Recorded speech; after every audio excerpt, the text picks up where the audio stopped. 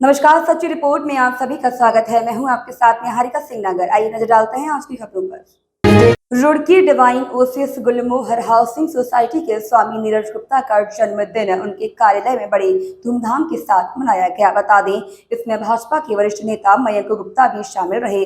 वहीं इसी दौरान नीरज गुप्ता ने सभी को केक खिलाकर सभी का आभार जताया है। वहीं भाजपा के वरिष्ठ नेता मयंक गुप्ता ने भी नीरज गुप्ता को उनके जन्मदिन पर उनकी लंबी आयु की कामना की। इस मौके पर भाजपा के वरिष्ठ नेता मयंक गुप्ता ने कहा कि नीरज गुप्ता एक बहुत बड़ा प्रोजेक्ट लेकर चल रहे हैं। रुड़की शहर को आगे बढ़ाने और उसको विश्व में नई पहचान दिलाने के लिए नीरज गुप्ता ने जो संकल्प लिया है वह अपने आप में काबिले तारीफ है। उसकी जितनी सराहना की जाए कम है। उन्होंने कहा कि उनके सामने भले ही कितनी बड़ी चुनौतियां हों, लेकिन नीरज गुप्ता उन चुनौतियों का सामना करते हुए रुड़की शहर को उत्तराखंड में भी नई पहचान दिलाएंगे।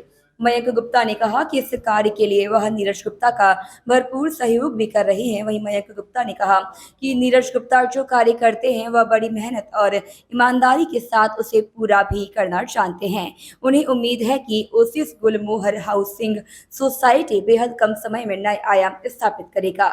लोगों की उम्मीदों से ऊपर उठकर ओसिस गुलमोहर रुड़की की पहचान दिलाने में अहम भूमिका निभाएगा। इतना ही नहीं, रुड़की शहर जल्द ही क्लीन सिटी, ग्रीन सिटी और मॉडर्न सिटी के रूप में नजर आएगा।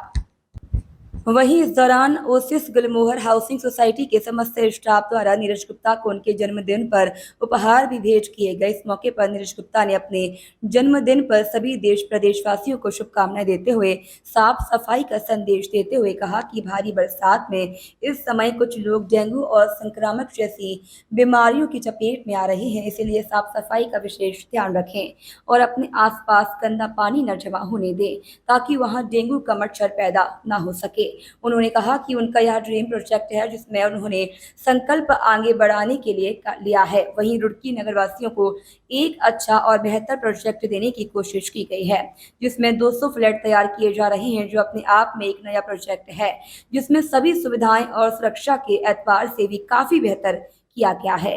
वहीं नीरज गुप्ता ने कहा कि इस हाउसिंग सोसाइटी की खास बात यह है कि इसमें कहीं पर भी जलभराव की समस्या नहीं होगी।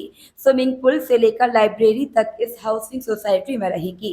क्लब बेहद सुंदर है, पार्किंग की बहुत बेहतर व्यवस्था है, खेल के मैदान से लेकर वरिष्ठ नागरिकों तक के लिए व्यायाम और जिम आदि की भी बेहतर व्यवस्था की गई है। उन्होंने कहा कि जीवन में उनका मकसद रुड़की शहर के लिए कुछ करना है और निरंतर अपने प्रयास में लगे हैं। हम तो शुभकामनाएं दे सकते हैं, दीर्घायु की कामना कर सकते हैं, उत्तम स्वास्थ्य कर सकते हैं, ईश्वरी कृपा बनी रहे उन पर।